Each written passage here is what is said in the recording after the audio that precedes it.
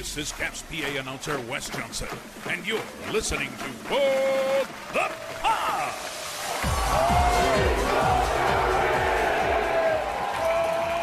Hello, everybody, and welcome to a brand new edition of What the Puck. It's a Washington Capitals podcast, which means it's a podcast about your 2018 Stanley Cup champions. But given the fact that we have so many injuries, it might actually be a Hershey Bears podcast. Joining me, as always, to talk all about it, Coach Dan. What's going on, man? How you doing? I am doing well. How are you, sir? I'm doing better than the Capitals are doing right now because everyone is hurt. It's Ovi and a bunch of kids. That's what it is right now.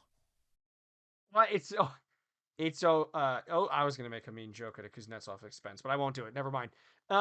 It is, yeah. I mean, there are a lot of names on this roster that you're going, who? It's been a bit weird. You've got the cap ceiling is $82.5 million. And, rounding here and there, the Caps are currently sitting with about $40 million on their injured reserve. That's crazy. Or guys who are not playing. Orlov's not playing. He missed the last game. He came out of the game before that. He missed the last game against the Oilers. And he skated today a little bit. Carlson skated today. Sounds like Oshie skated a little bit. But when you've got half of your salary cap not playing because they're injured, like, you've got some problems on your hands in terms of how your team is going to do. But to be fair, they have a very old roster. We have talked about this. We knew about this going into the season. And so there shouldn't be much of a surprise that they're having some injury trouble. They've been very lucky over the last number of years in terms of having so few man games lost due to injuries. But older players, older human beings just heal slower than they did when they were younger. And when you're playing, when your job is to essentially get beat up to an extent for a living by playing sports, your body's going to go through a lot of wear and tear, which means it's going to likely take even longer to heal as you get older. And so it's really not a surprise that a guy who's now getting consistently injured later in his career, and TJ Oshie, is out again. He's been out for a while now. Carlson's been a surprise because he's been, knock on wood, he's been very healthy for this team. He's been out. I think he's missed I read 5 games. Orlov is now out. It's a little comical in terms of how many guys have been out. And for a while, there was every game, 2 guys were getting hurt. And if you're on the training staff for the Caps, you're like, what is going on with this team right now? But like I said, $40 million sitting out right now on IR or long-term injury reserve. They've got Nick Backstrom, Connor Brown, Carl Hagelin, Beck Melanson, Tom Wilson, TJ Oshie, John Carlson. And then you might as well add Orlov to that. He's not playing tonight against the Penguins. So it's a little ridiculous. And, that's part of the reason this team has struggled. The other part is they're just not playing very well. They're not getting goal scoring from their forwards, and they have enough forwards that know what they're doing that they should be scoring. But yeah, this has been not an ideal start. But if you look around the East, there's not a lot of teams that are kind of no one's really running away with it. So there's still plenty of opportunities for the Caps to get back into it. I mean, right now, the Devils are in first place. Caps are only 6 points behind them with 1 extra games played. So it's not like they're out of it at this point. The Bruins are on top of the East right now with 22 points. Only, they're 8 ahead of them. That's an easy week or two you can catch up. So they're keeping themselves in it as best they can. Still early in the season. They've only played 14 games. But these injuries, if this keeps going, this is going to be a problem for this team. And it's not like they're going to be able to just move some of these guys out. Who's taking on an injury-plagued dude? And all these guys are getting injured, have years on their contract.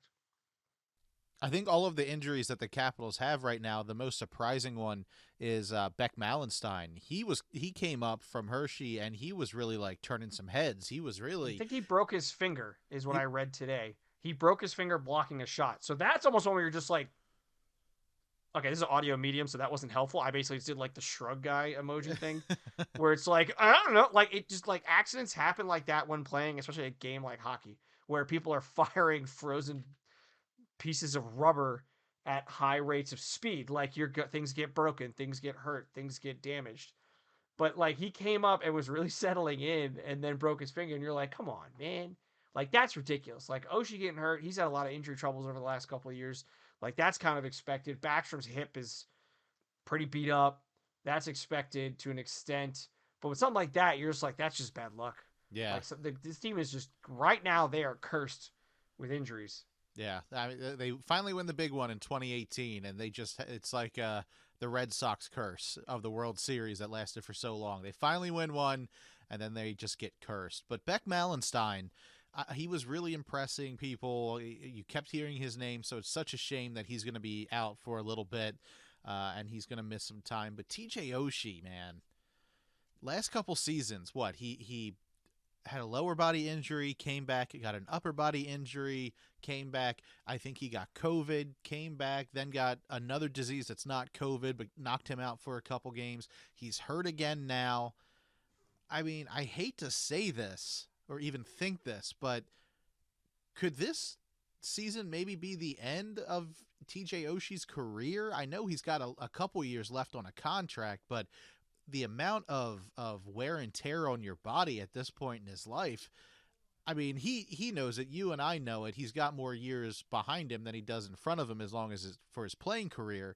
But are we kind of seeing the end of the beginning of the end right now for TJ Oshie's career?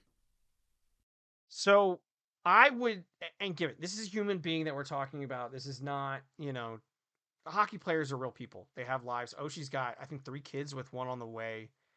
And at some point, he has to think about life after hockey. He also has a lot of tuition to pay for, though. So he does have to play through that. Yeah, he's making $5.75 million. That's his cap hit a year. I think he's doing fine. Wouldn't be too worried for him. And he's selling all those War Road T-shirts. There you go. He's 30. He'll be 36 years old on December 23rd. At some point, he's got to think about his future. And Oshie's a guy, not only do you want him on this team for his skill set, but what he brings in the locker room, his leadership, his general goofy behavior and sort of goofy personality that really gels well with his team and these players.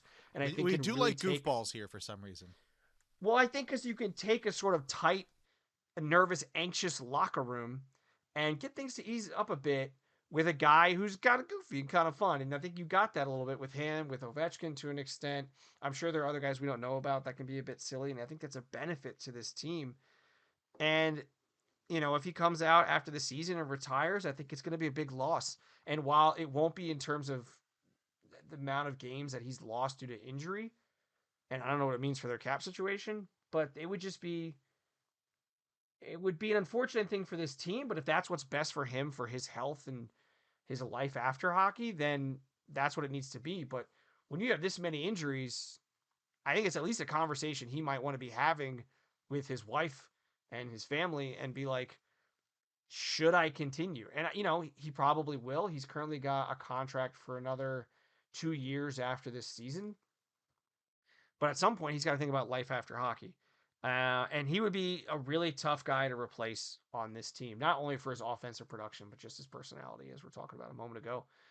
I like the moves they made, bringing in Dylan Strome, bringing in Connor Brown, even though Brown is, what did he tore his ACL or something like that? What did he play? 2 games?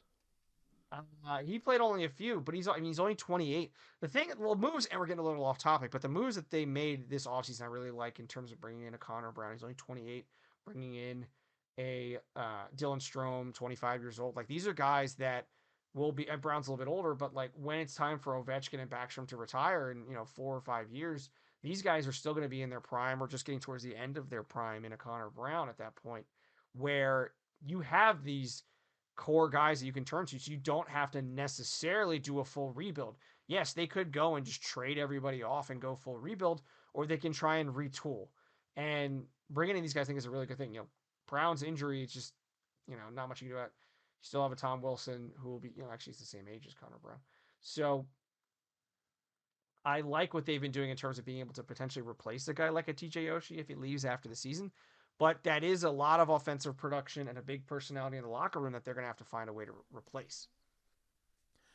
Yeah, and I mean, I don't want to sound all doom and gloom on this podcast. Apparently that's my job. Because there is some good stuff going on, but Daniel Strome, he's really coming into his own. He's really looking great. He's maybe I this. like him on this team. Yeah, if you're taking away the goaltending right now, if you look at who's impressed the most this year, Dylan Strome is at the top of my list. No, you know what? I agree with you. I like what he's brought to this team. I like that he is a younger guy, so he's got years.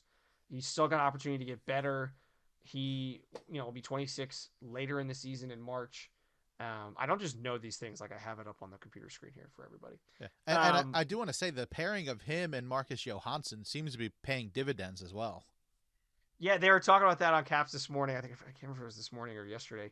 About how someone had said that the second line was going to be, oh shoot, who's on the left right now on this? Oh, Sonny Milano, Dylan Strome, and Marcus Johansson at the beginning of the season. Someone else had been like, "Yo, this team is in trouble if that's the case." Look at Tarek. I got the Caps game up right now on the other monitor. Tarek El-Bashir looking fresh right now on this game, interviewing Ovechkin. Yeah, the game's not for another, what is it, half an hour. I can't pull off the beard where he's shaved along the neckline like he's got. That's all I'm saying. But I like seeing Tarek on TV. Good for him. Anyways, so I should put on the caption so I can actually see what they're talking about.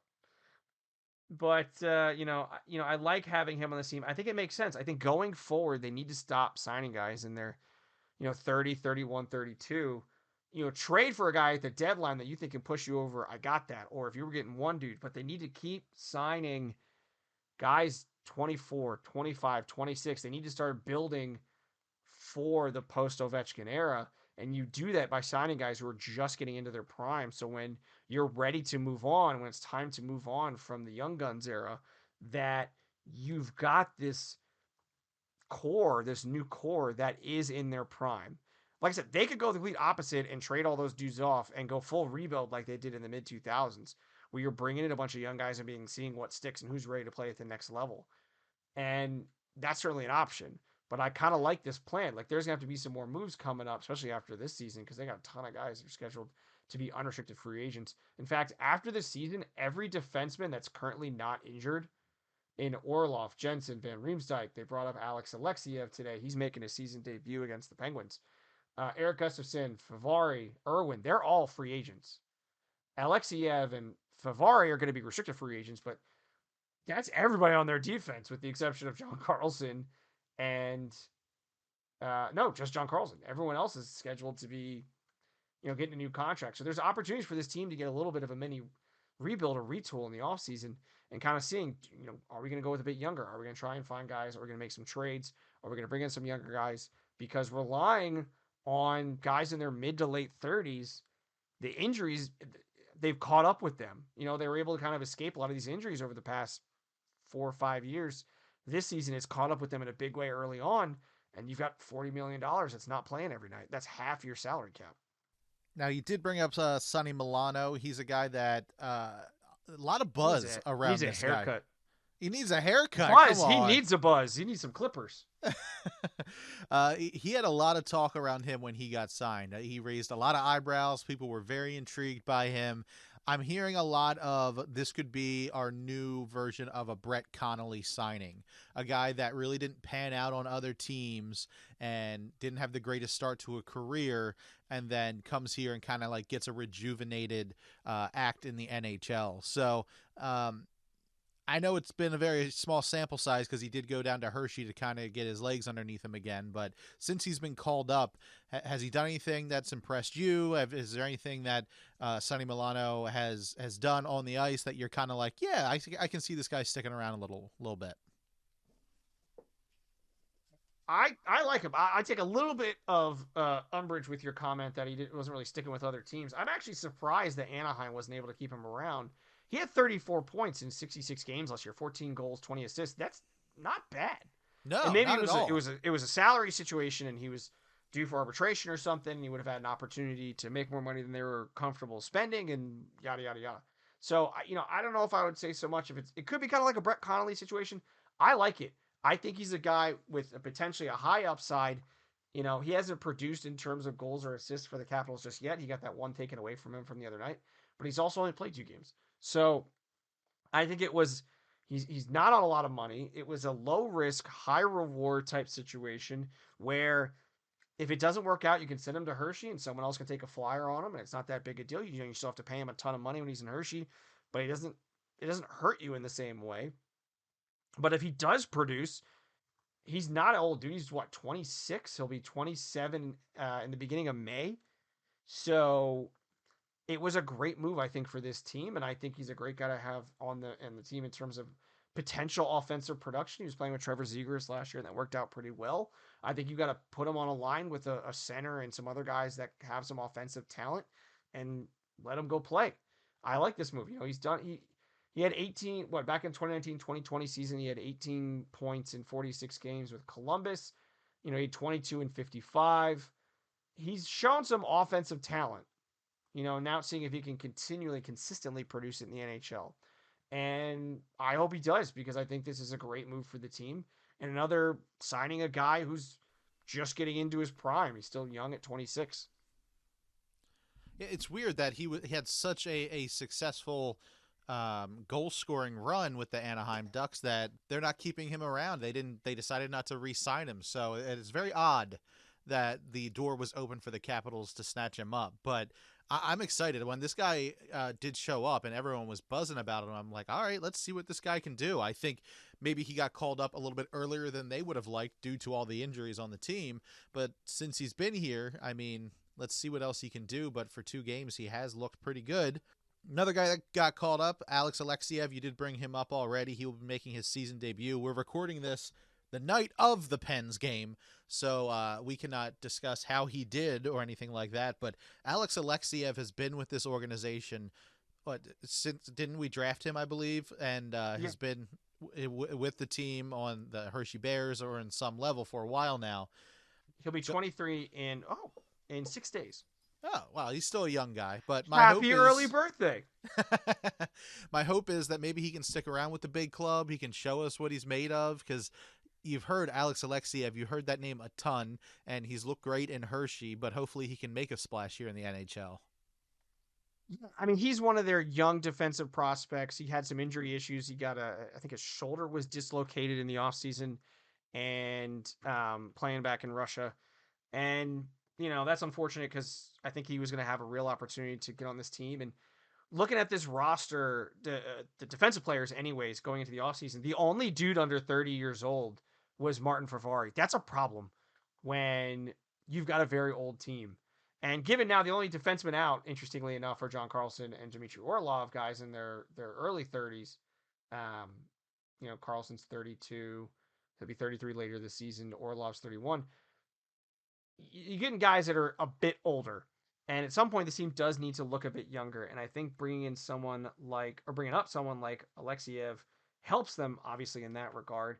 Now you have to hope that he's going to produce and he's going to be able to play well against professionals. He gets to spend his first game this season going up against Sidney Crosby, one of the greatest players of all time. But he gets to play on a team with Alex Ovechkin, one of the other greatest players of all time. So there's plenty of opportunities for him tonight. We'll see how many minutes he gets. And I hope he produces, because if not, it sounds meaner than I am intending, but I kind of hope he takes an older dude's roster spot, because his team needs to look at getting a bit younger. Yes, they do. That's definitely something that they're going to have to do eventually. I think tonight's Caps-Pens games, it's the 2 oldest franchises in the league right now. I think the Pens beat us as being the oldest one in the league, but I think we're the second oldest for our cast of players here. So we're going to have to get a little bit younger down the road. But let's talk about the guy making history, Mr. Alexander Ovechkin. Every time he touches a stick, it seems like he is making some sort of record happen. And since we talked last, he actually got 2 records done, and he scored, his 787th career goal, making him an NHL record for most goals scored with one franchise, beating out Gordie Howe with the Detroit Red Wings. I mean, he broke that record, or tied that record, in Detroit, I believe, the home of Gordie Howe. So, yeah, Alex Ovechkin, once again, just rubbing it in. He's getting closer to that second spot. He's getting closer to Gretzky, but every time this guy picks up a stick, every time this guy does something now at this point in his career, since he's been around so long, he's making some sort of history. And it's crazy. We're so lucky to be Washington Capital fans to see Alex Ovechkin do this. And the best part is everybody says this on TV too, but it's absolutely 100% true. He's the most fun to watch score a goal because it's like he scored his first goal every single time. He's still, after 788 goals, he's still so excited to get that puck in the back of the net. I mean, screw him scoring. Did you see that pass in the Edmonton to Kuznetsov? I mean, that was a thing of beauty. His passing really has been overlooked in his career, and he's always been a very good passer. And, we talk about it almost every week now. He's breaking a record every other day. And it's just an amazing thing that it's someone on the team that we support, on our team. And I never really thought, we've had good offensive players in the past, ignoring Yager, but, Peter Bondra was an amazing goal scorer. Really talented offensive players like Adam Oates, maybe not the best coach for this team, but an offensive player, fantastic in his own right. You've got, there's so many players we could talk about, going back to Ally Frady defensively, and so many good defensive players, Dale Hunter, Kelly Johansson. This team has had great players in the past, but we've never had someone, I'm trying to think even DC Sports to an extent, we've never had someone who is arguably the best player in their league consistently. Right. We've had players, incorporate Baltimore in that to an extent. We've never had someone that was the best player consistently in their league. And obviously this is all arguable, between Ovechkin and Crosby years in year out. Obviously right now it's Connor McDavid. But looking at it, the fact that he's on the team, there's 30 teams at that point in the NHL, and they would have the opportunity to draft him. He's so highly thought of that Florida tried to steal him the year before through a technicality in the 7th round, which obviously didn't work out. But that was how highly he was regarded, that they were willing to essentially waste a draft pick to see if the NHL would let them pull a fast one. And just the fact that he plays in on a jersey that says Washington on the front, it's been an incredibly lucky time, and it's highly unlikely that the Capitals will ever have a player of this caliber again, or at least not for a long, long time.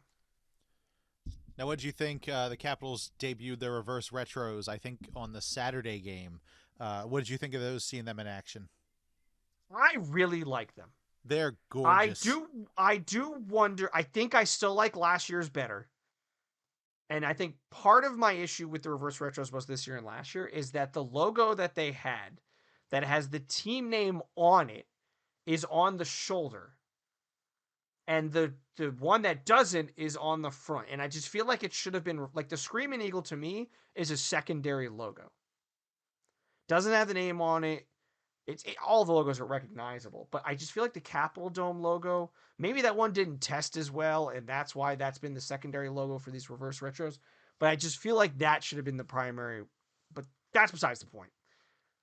I like them. I really like the black ones. I think they look very nice on the ice, just like the horrible blue jerseys. They're bad luck, and they lose when they wear them, and I don't understand what that's all about. But I would have no problem. It's not going to work out necessarily, but if they went with last year's reverse retros as the new homes and somehow had a white jersey as the new aways and then had these black ones as a third jersey for home games, thing of beauty. I love it. I love this one more than last year's, going to be honest. I love the black and the blue. They're not even selling them yet. I don't think it's like November 15th that they're actually... And I think you can only get them at the arena. Any of this.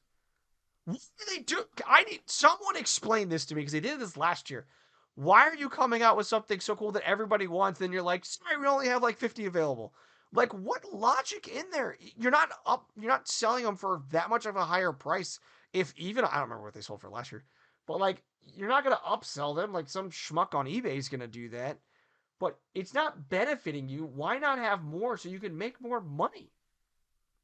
I don't know, but I mean, if they have these coming out, I really am intrigued, and I'd like to know when they're going to do the Stadium Series sweaters. Like, they're going to, it's not that long from now, so, I mean, they've got to debut them soon, but I like it. I like these reverse retros, the black and blue. I dig it. I really do.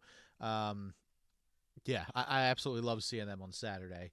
Let's talk a little bit more about some history that Ovechkin made again. He scored his 788th career goal during the Oilers game, and that was his first career goal against Stuart Skinner. Some of these, I almost think I wish we didn't track as much because some of these stats are just insane. But that is the 163rd different goaltender Ovechkin has scored on in his career, and he has scored on against a new goaltender in 3 consecutive games against Detroit, Arizona, and the Oilers. And this marks the 7th instance in Ovechkin's career in which he has scored against a new goaltender in 3 or more consecutive games, and the first since November 24th, 28th, 2008. I mean, just these stats are absolutely insane. But for Ovi to be able to do this and do this in 2022, and he hasn't done this since 2008, again, just insane and wild how much we can track, but how much history this guy can make. I mean, I know he's got 4 more years left in his current deal or whatever, but just unbelievable what this guy has been able to achieve. It's unbelievable whoever is able to find these stats. That too. Like someone somewhere is tracking all of this, and like I'd love to have a job in professional sports in that regard, but not that one.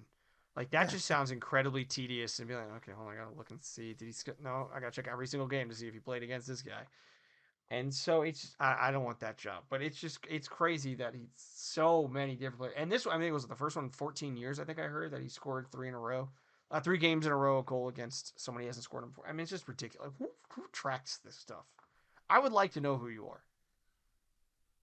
Yeah, I don't know, but Ovi's making history. He's doing his thing. But you actually have some news about our first-round draft pick from this past draft. What's going on with him? Yeah, I thought this is pretty cool. I'm still going to mispronounce the dude's name, but their sort of their first-round pick, Ivan Miroshnichenko. You know what? I had it in my head. Can't say it out loud. He was their first-round pick in 2022. He was going to be a top 3, top 5 pick, but he was diagnosed with non-Hodgkin's lymphoma. He's been cleared for game action. Had a pretty nice goal, I believe, in a game this past week. Second game he played, and he scored a goal, got an assist, and a shootout winner. I think this is another one of those sort of low-risk, high-reward moves. You know, if you have a guy that you draft later in the first round, doesn't pan out, that's all right. But it looks like this kid's got some skill, and if he can stay healthy, and hopefully he does for many reasons, but mostly himself, this could be a great move and another guy to kind of build around with this young core of you're getting to come up. Him, McMichael, LaPierre, Alexiev, Favari. You've got now this sort of nucleus that you can have come up and start surrounding them with some other pretty good players. So congrats to him getting back on the ice. Hope he stays healthy.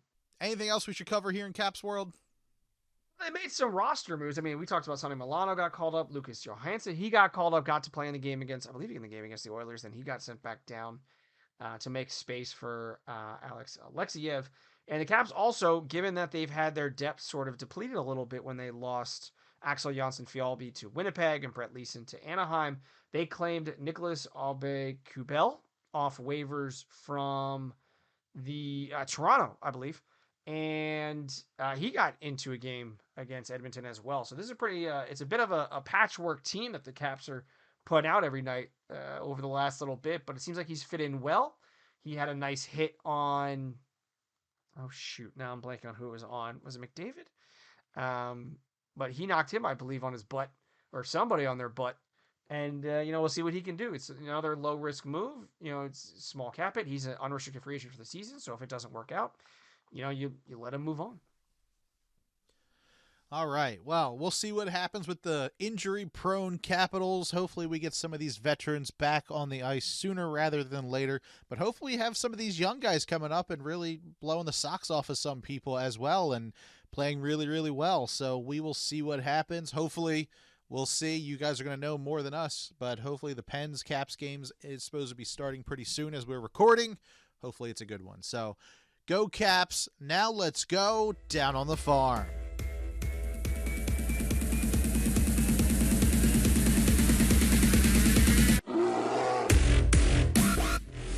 right, everybody, here we go. We're going down on the farm. We are talking Hershey Bears and South Carolina Stingrays. Coach Dan, what's going on down on the farm? Well, in the past 2 weeks, Hershey went 3-1-1 with wins over the Baby Pens and Lehigh Valley. They'll be back at it with 3 home games over the weekend, starting with back-to-back games at the Giant Center against Bridgeport. So those games start on Friday. They'll wrap up the weekend on Sunday, hosting Laval. I actually don't know if I'm pronouncing that correctly every time. Is it Laval? Sounds Ryan, like to help me. me out. Either way works, I guess. Down in South Carolina, the Stingrays went 3-2 with wins over Greenville and Orlando. They did lose one game 9-3, but then they won another one 9-7. So, I don't know. ECHL, clearly a very defensive league. They'll be back at it on Friday in Savannah before heading to Florida to take on the Solar Bears on Tuesday. That's what's going on down on the farm. All right, well, go Bears, go Stingrays, and for the first time this season, let's go around the NHL and beyond!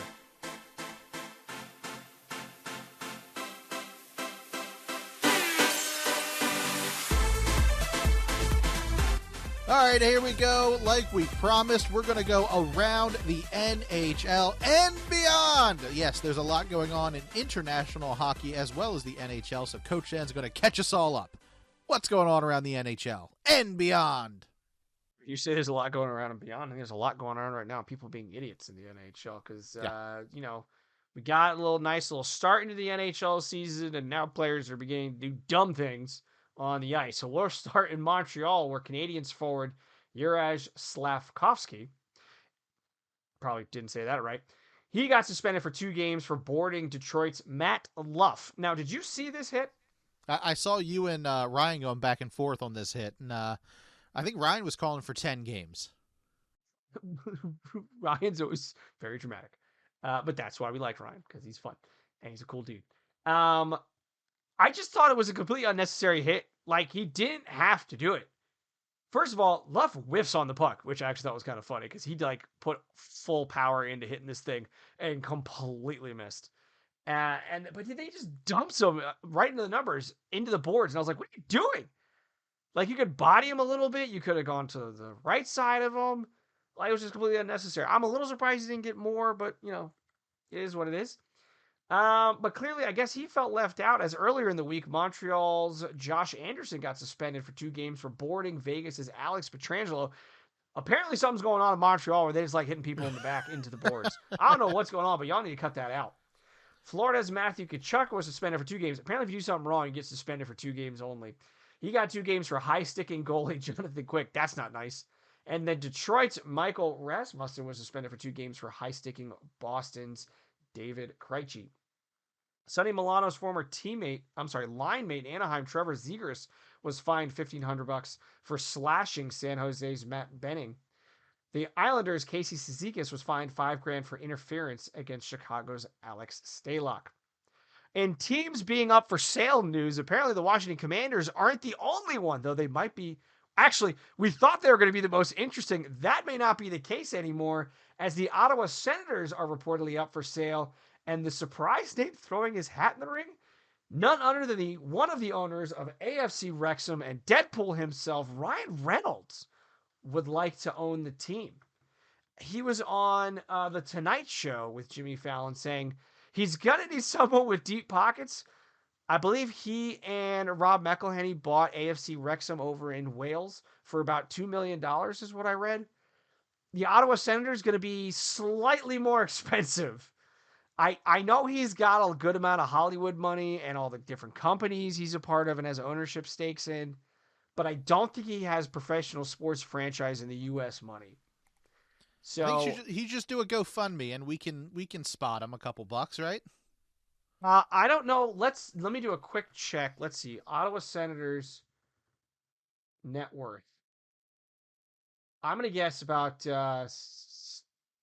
520 last December, according to Forbes, $525 million. So only $523 million more than it cost him to buy Wrexham. So he's going to need someone with some deep pockets to join him in that one. tell you. All right. Who do we know? He's got Disney connections now. Yeah, I don't think Disney's going to buy the Senators. It didn't work out too well for them with the Mighty Ducks of Anaheim.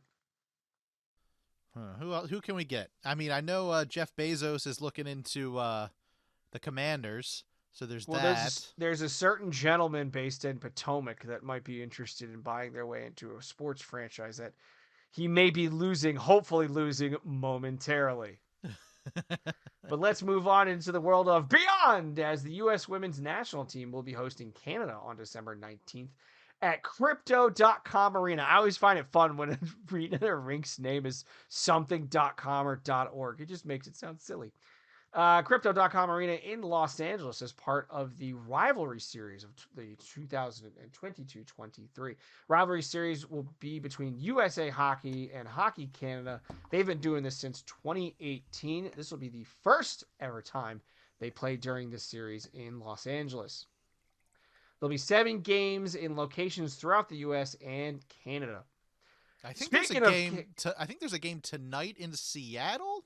Or it might be this week. I'm not positive, but I think the rivalry series is kicking off this month. That'll be cool. And what I didn't just say this. How do people watch this, Brandon? NHL Network, so I won't be able to see it. Yeah, it's on the NHL Network. Come on. Who has their own network? Disney, buy them out.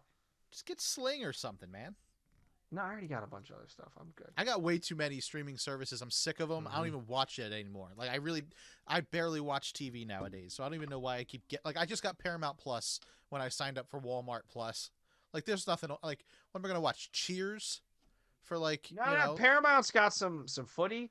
It's got some good shows. My son he was watching. He called it the Blue Footprint Show. Talking about Blue's Clues. Oh, Blue's Clues is a good show. This morning he woke up and goes, I want to watch the Blue Footprint. And I was like, you want to watch the what? what does that mean? Blue's Clues, because he's 3. It's fun and educational. It's fun is debatable. I watched it for like a moment. I was getting ready to walk out the door this morning, and I was like, I am not sticking around for this one. It's not what you remember. Some of his stuff I can have on in the back. I didn't watch Blue's Clues as a kid. We're only a year apart. There's no way that was during your era, not mine. I remember seeing episodes. No, I definitely did not watch Blue's Clues. I was never into SpongeBob or any of that stuff, and that was when I was in high school. SpongeBob was past my time. But yet people of our era watched it when they were in high school in the they were late high. 90s, early 2000s. Well, that's a fair point. That is a fair point. Moving back to the program, we're going to wrap up with Hockey Canada. They've named their staff that will lead the national junior team in their gold medal defense in Moncton and Halifax for the upcoming World Juniors. Dennis Williams, who is an assistant coach in 2022, he will be taking over as their head coach, and he's going to be joined by assistant coaches. Is it Stephane? Julian? Stefan. I think it's Stefan. Brent. I should have looked these up better before the show.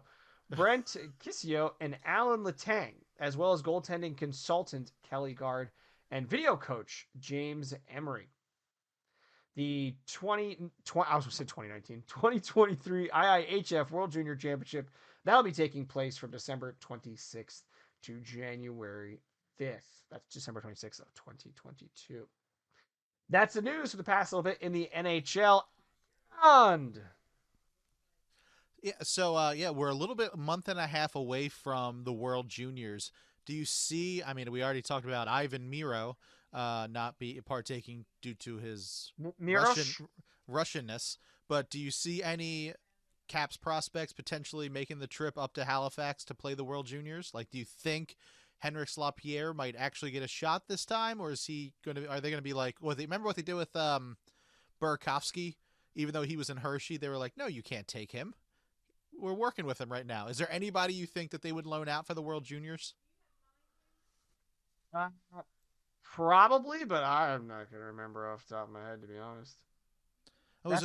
That's a Ryan question. Yeah, it's always fun to see some of the young guys play in that type of environment. So, a little month and a half away. I'm excited. I love the World Juniors.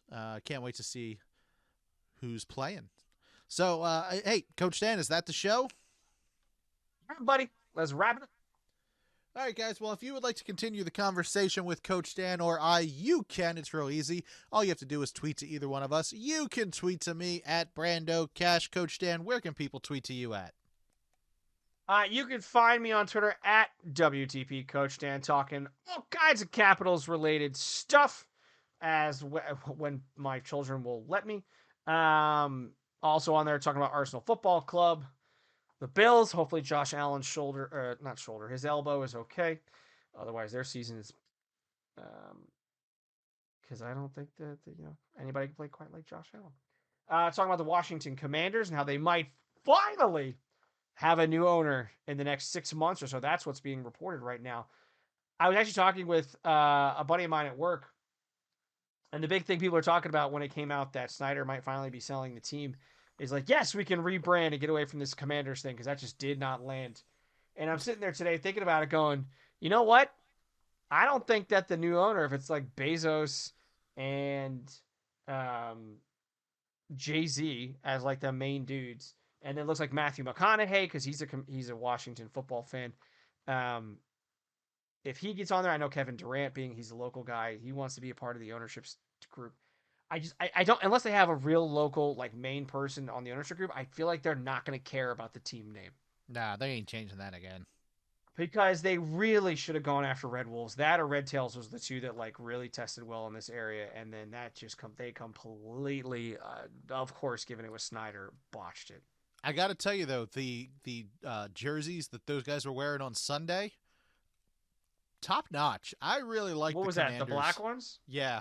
You talking about the Pittsburgh Steelers jerseys? Were they up against the Steelers? No, they look like Steelers jerseys. Well, I wouldn't like it then, but I know. That's actually why I'm a little confused by your comment. Because they look at them again and tell me that doesn't look like a bunch of Steelers players, like a bunch of like knockoff. Like that's what you would find on eBay when you look up like Pittsburgh Steelers jersey and someone's selling a bunch of knockoffs. Like that's what those jerseys look like. Yeah, they look nice because people have been looking at them for 70 plus years out of Pittsburgh or whatever it is. It's just this whole, they had the Washington football team and with their prior name, they had very classic, very nice jerseys, easily recognizable. They were phenomenal. And they have just completely botched it with the rebrand. The only thing I like in this rebrand right now is the circular logo. I actually think that one, but I'm a sucker for a nice circular logo. All right, I can kind of see where you're saying it looks like the Steelers, but I like the DC flag on the sleeve, and I like the names. I like the lines above below. I like the names on the back where it has a line above and below. I kind of think that looks kind of classy and looks like a military jersey. Well, I think that's the idea. They went for the military representation.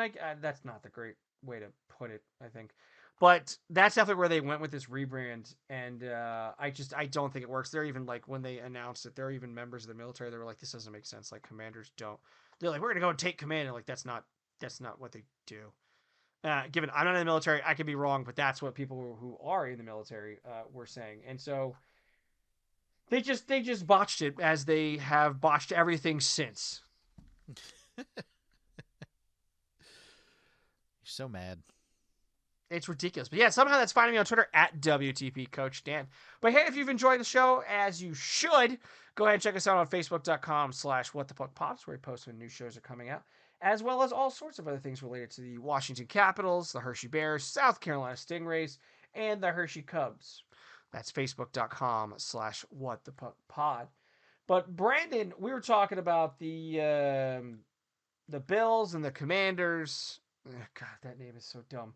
And the Steelers a little bit, you being not a big fan of that team. Is there a particular podcast people should be listening to about a team that's not a big fan of those Steelers?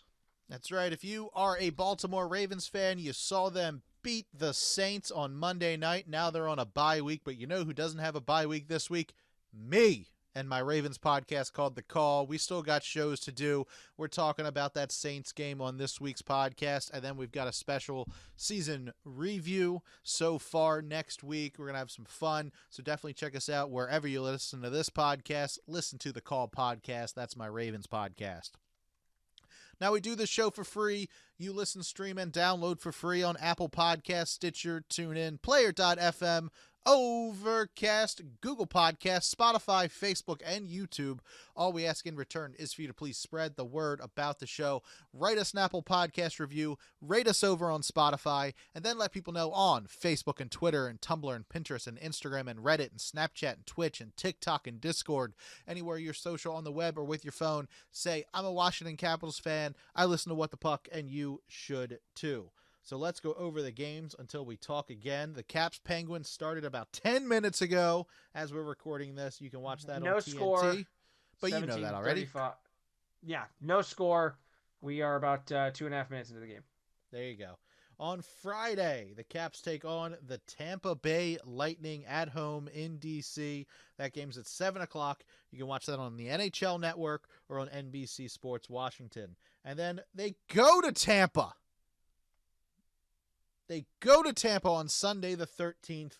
Kind of like back-to-back games. So if there's any, hard feelings from that Friday game, we'll pick them right back up on Sunday.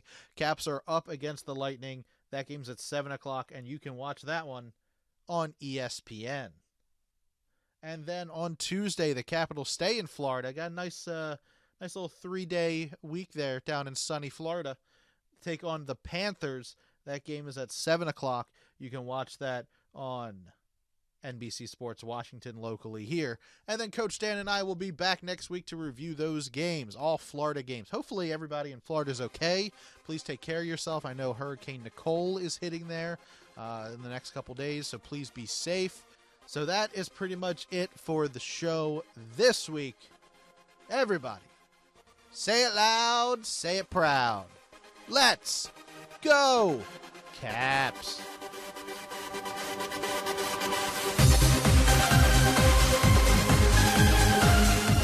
This has been a production of Brando Cash Entertainment.